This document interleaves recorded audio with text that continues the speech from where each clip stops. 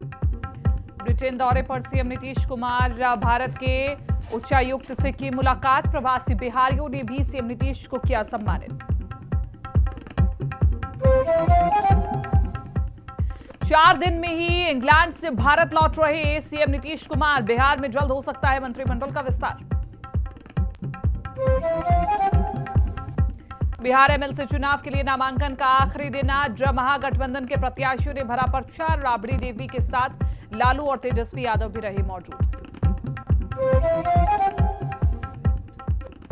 राजस्थान के सीएम भजनलाल ने अपने कैबिनेट के साथ रामलला के दरबार में लगाई हाजिरी। कहा, मैं अभिभूत महसूस कर रहा हूं।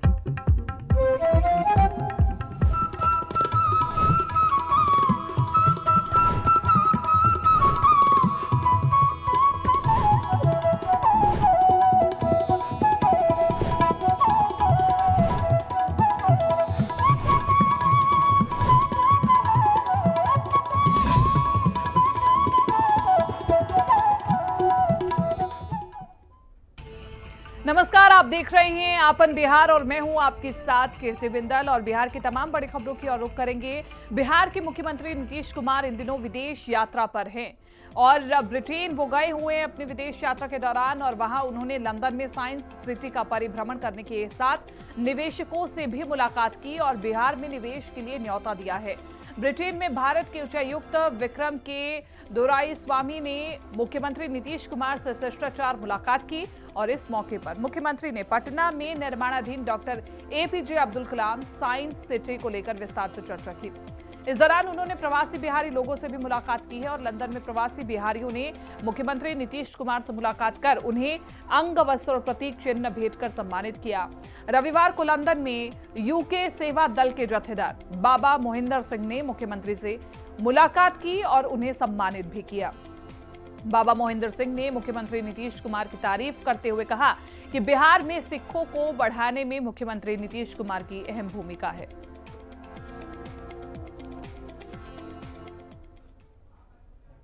चलिए एक और बड़ी खबर आपको बता दें। पटना से बड़ी खबर, बिहार में हो सकता है मंत्रिमंडल का विस्तार।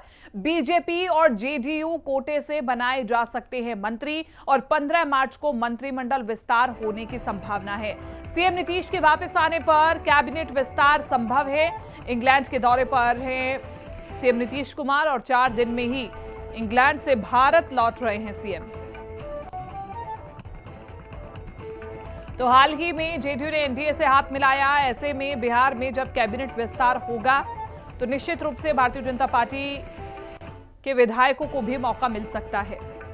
बिहार में हो सकता है मंत्रिमंडल का विस्तार और बीजेपी और जेडीयू कोटे से मंत्री बनाए जा सकते हैं। देखना होगा लिस्ट में किस किस का नाम शामिल है, किस किस के नाम पर चर्चा चल रही है, ये अभी हम जानकारी लेने की कोशिश करेंगे। लेकिन 15 मार्च के दिन मंत्रिमंडल विस्तार की संभावना है।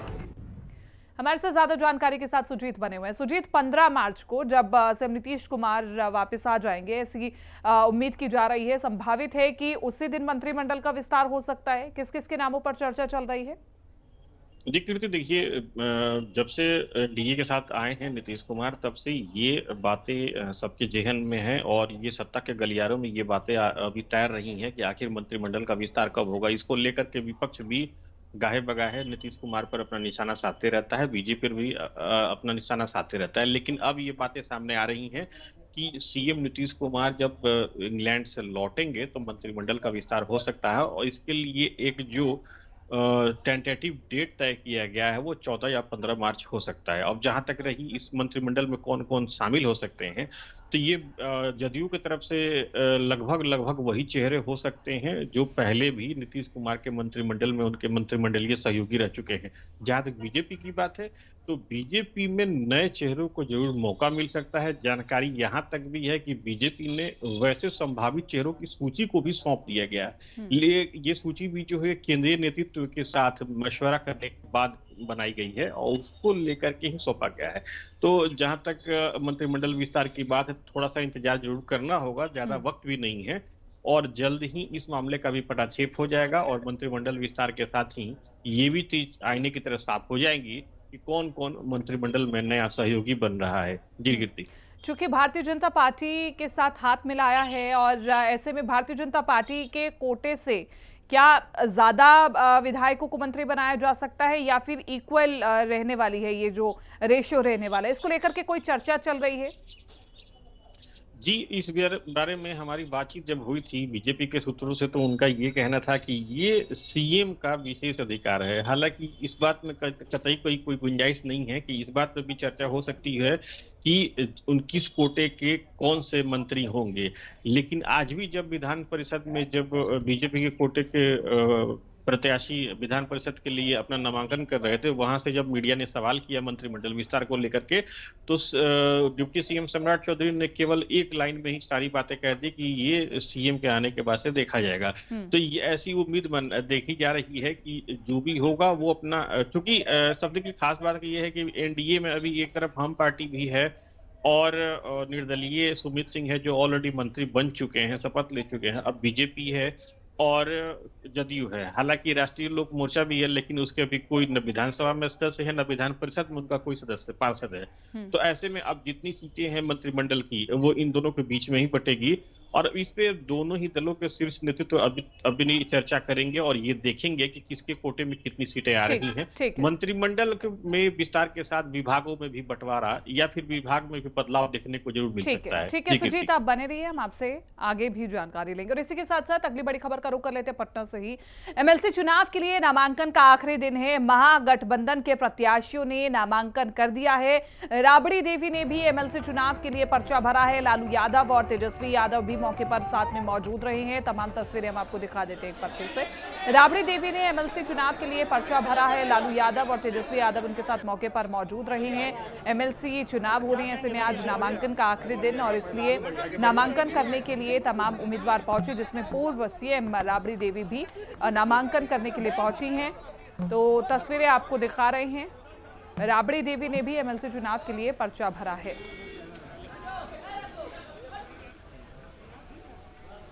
तो आपको बता दें कि महागठबंधन की ओर से प्रत्याशियों का ऐलान हो चुका है। प्रत्याशियों ने नामांकन भी कर दिया है क्योंकि आज आखिरी तिथि थी और इसी के साथ साथ चूंकि इस लिस्ट में आरजेडी की ओर से पूर्व सीएम राबड़ी देवी का भी नाम था और उन्होंने भी नामांकन किया। बड़ी बात यह रही कि इसमें तेज प्रताप यादव और लालू प्रसाद यादव भी साथ में मौजूद रही हैं। तस्वीरें हम आपको दिखा रहे हैं। जहाँ तक भाजपा की बात है, आप सब लोग जान रहे हैं, एक बार नहीं कई बार लगातार संविधान और लोकतंत्र के साथ खिलवाड़ किया जा रहा है।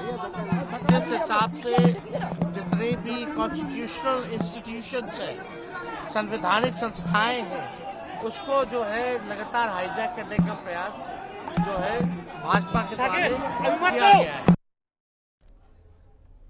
सुजीत बने हुए ज्यादा जानकारी के साथ। सुजीत, एमएलसी के चुनाव होने हैं, ऐसे में पूर्व सीएम राबड़ी देवी ने भी नामांकन किया है।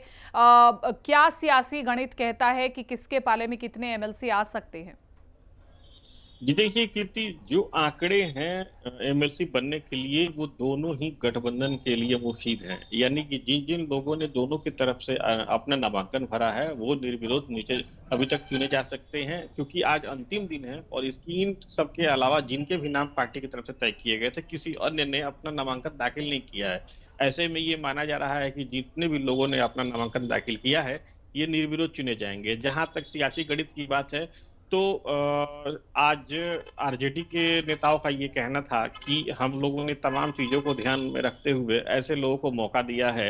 हम लोगों ने महागठबंधन की तरफ से 3-3 महिला उम्मीदवारों को मैदान में उतारा है, जैसे जिसमें पूर्व सीएम राबड़ी देवी के साथ भाकपा माले की प्रत्याशी शक्ति माफ करेंगे शशि यादव और उर्मिला ठाकुर, जो कि आरजेडी की पहले महिला विंग की प्रदेश अध्यक्ष थी और वर्तमान में भी प्रदेश प्रवक्ता थी। तो उन्होंने ये बातें कही कि हम लोग जो है महागठबंधन जो है महिला सशक्तिकरण को बेहतर समझता है, इसलिए उसने महिलाओं को मौका दिया है। जहां तक एक और चेहरे हैं अब्दुल बारी सिद्दीकी, इनकी गिनती लालू प्रसाद के बहुत ही निकट सहयोगी और वफादार नेताओं में होती है। अब्दुल बारी सिद्दीकी की पहचान कद्दावर रही है बिहार में, और वो जब भी बिहार में चाहे वो राबड़ी देवी का मंत्रिमंडल का वक्त रहा हो या फिर लालू यादव का रहा हो, वो मंत्री पद पे रहे हैं। अब्दुल बारी सिद्दीकी राजद के कद्दावर नेताओं में माने जाते हैं और वो राजद के प्रधान महासचिव भी थे वर्तमान में। अब्दुल बारी सिद्दीकी ने जब हम लोगों ने बात की तो उन्होंने ये भी कहा था कि पार्टी ने मुझ पर हमेशा भरोसा किया है, आगे भी खरा उतरने की कोशिश करूंगा। और दूसरा एक चेहरा सैयद फैसल अली का था। सैयद फैसल अली भी राजद के प्रधान महासचिव थे भी, और सैयद फैसल अली जो है राजद के पुराने कार्यकर्ताओं और नेताओं में माने जाते हैं। हालांकि उन्होंने शिवहर से चुनाव भी लड़ा था, लेकिन उसमें उनको सफलता नहीं मिल पाई थी, लेकिन पार्टी ने फिर भी उन पर भरोसा किया और उनको मैदान में उतारा। वहीं अगर एनडीए की तरफ से देखें तो एनडीए ने अपने चिर परिचित अंदाज में एक महिला अनामिका सिंह को उतारा और एक वर्कर लाल मोहन गुप्ता को उतारा। सबसे खास बात मैं बताना चाहूंगा, लाल मोहन गुप्ता एक ऐसे प्रत्याशी रहे बीजेपी की तरफ से कि जब इनके नाम की चर्चा हुई तो खुद पार्टी में भी ये खोजना शुरू कर दिया गया कि आखिर ये है कौन। बाद में पता चला कि ये बंदा जो है ये शुरू के दिनों में ही पार्टी के लिए बहुत काम कर चुका है और मुंगेर से ताल्लुक रखते हैं। लाल मोहन गुप्ता से जब आज हमारी बातचीत हो रही थी तो उन्होंने ये कहा कि हमने तो सपने में भी नहीं सोचा था कि इस पद पर हम लोग जाएंगे। कहने का मतलब ये कि दोनों ही महागठबंधन ने तमाम सियासी समीकरणों को ध्यान में रखा। इस बीच निश्चित रूप से फिर तो भारतीय जनता पार्टी की ओर से एक बार फिर से परिवारवाद का आरोप लगाया जाएगा, जहां पर एक सामान्य से कार्यकर्ता को एमएलसी जैसी सीट पर भेजा जा रहा है। वहीं अगर हम आरजेडी की बात करें तो एक बार फिर से परिवारवाद। पूर्व सीएम राबड़ी देवी, देखिए लाल मोहन गुप्ता ने एक बहुत अच्छी बात कही। जब मैं उनसे बात कर रहा था, मैंने अपने बाइट जब ली थी तो उन्होंने ये कहा कि मुझे तो ये जानकारी भी नहीं थी कि मैं इस पोस्ट पे आ सकता हूं। और उन्होंने एक बात जरूर कही थी कि जिस समाज से आते हैं, उन्होंने तांती बुनकर पान समाज का नाम लिया था जहां तक मुझे याद है। तो उन्होंने ये कहा कि इस समाज में ये मैसेज जाएगा कि जो बीजेपी है इस तरीके से अपने कार्यकर्ताओं को, पुराने कार्यकर्ताओं को ध्यान में रखती है, तो इसका मैसेज हमारे समाज में जाएगा। तो जाहिर सी बात है बीजेपी ने जिस समीकरण को लेकर के उनको मौका दिया, उस समीकरण को देखते हुए उस समाज में ये मैसेज चला गया, उस समाज के लोगों को भी प्रतिनिधित्व दिया जा सकता है। ठीक है, बहुत बहुत शुक्रिया सुजीत तमाम इस जानकारी के लिए और बातचीत के लिए बहुत बहुत शुक्रिया।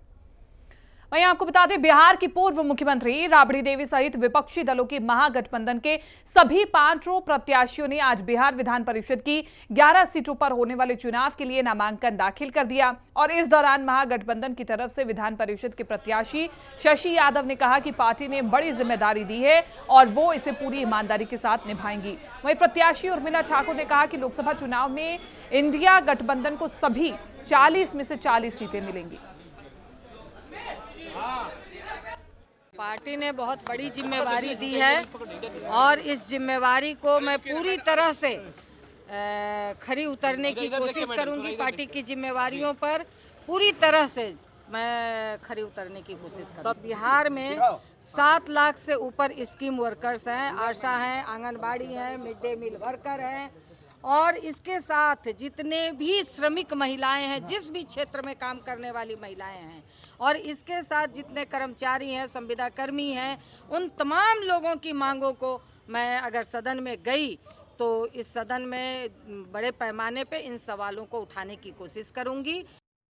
40 में से 40 सीट इंडिया गठबंधन को जाएगा, इसके सिवा किसी को नहीं मिलेगा। इसलिए नहीं मिलेगा, इसका कारण है ना, इसलिए नहीं मिलेगा कि 40 में से 39 सीट बीजेपी को लोगों ने देने का काम किया था बिहारियों ने, और जुमलेबाजी करके आए थे कि मैं विशेष राज्य का दर्जा दूंगा, विशेष पैकेज दूंगा, यहाँ तक कि युवाओं को 2 करोड़ प्रत्येक साल नौकरी देने का काम करूंगा, किसान के लागत मूल्य का 1.5 गुना 2 गुना करूंगा, जनधन योजना के तहत सबको खाता खुलवाने का काम किया, 15-15 लाख आएगा, सारा जनधन योजना ढन योजना हो गया। यहाँ तक कि इसके राजपाट में महिला भी सुरक्षित नहीं रही। पार्टी ने मुझे पहले भी 2019 में लोकसभा का टिकट दिया था। लोकसभा का चुनाव में शिवहर से लड़ा था, बहुत मजबूती से लड़ा था, और अभी जो मुझे विधान परिषद भेजा गया, जिस तरह का विश्वास पार्टी ने मुझ पर जताया है, उस पर भी मैं खरा उतरूंगा। और वहीं गृह मंत्री अमित शाह पर आज पूरा लालू परिवार हमलावर नजर आया। सबसे पहले लालू यादव ने उन पर हमला किया। लालू यादव ने अमित शाह के उस बयान पर पलटवार किया है जिस बयान में अमित शाह ने कहा है कि माफिया को उल्टा लटका देंगे। इस पर लालू यादव ने अमित शाह को पहचानने से ही इनकार कर दिया। उन्होंने कहा कि कौन है अमित शाह। उसके बाद लालू ने कहा कि अमित शाह फंसे थे ना, एक बार फिर फंसेंगे।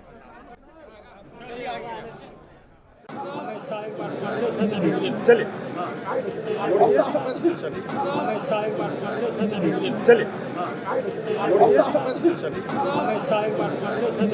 चलिए।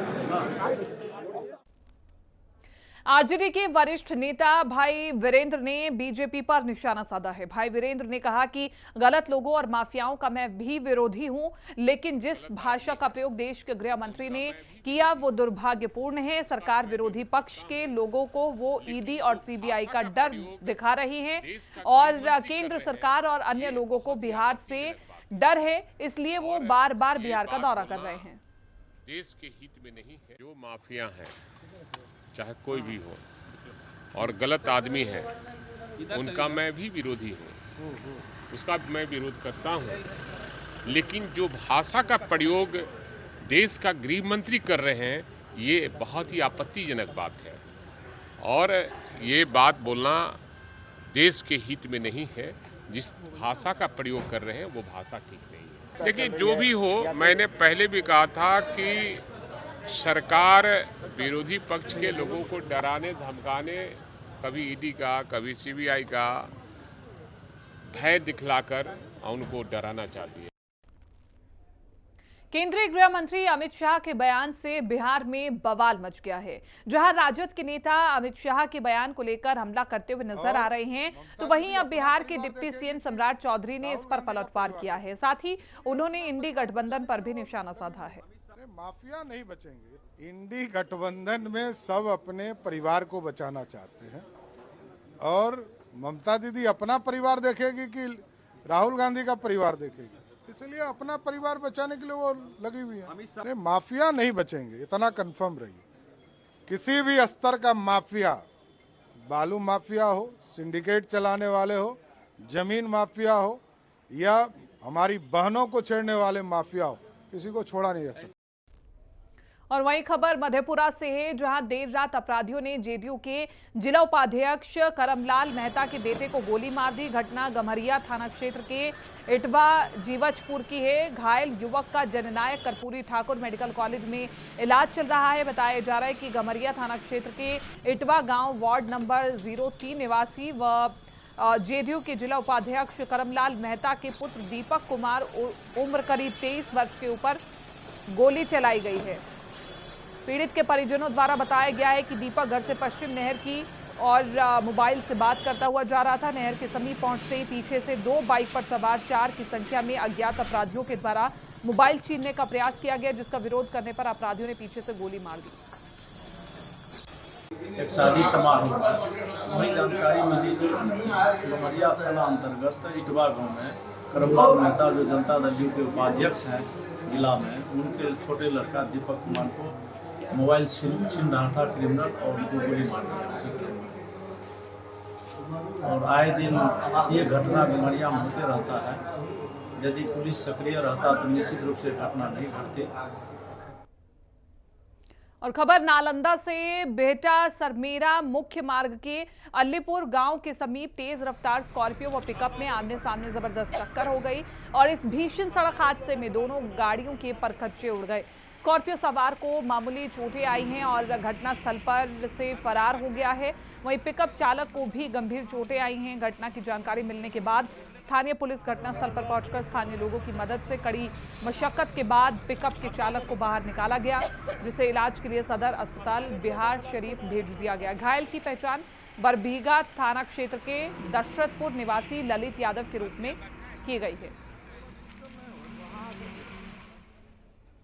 कैमूर जिले के रामगढ़ मोहनिया पथ स्थित दैत्रा वीर बाबा के समीप ऑटो व बाइक में जोरदार टक्कर हो गई। टक्कर इतनी जबरदस्त रही कि बाइक व ऑटो दोनों पलट गए और घटना के बाद ऑटो में सवार 5 लोग व बाइक पर सवार 2 लोग गंभीर रूप से घायल हो गए। स्थानीय लोगों की मदद से घटना के बाद सभी घायलों को रामगढ़ रेफर किया गया है। और जहां चिकित्सकों के द्वारा सभी घायलों को प्राथमिक उपचार दिया गया है। प्राथमिक उपचार के दौरान 3 की स्थिति नाजुक देखते हुए हायर सेंटर वाराणसी के लिए रेफर कर दिया गया है।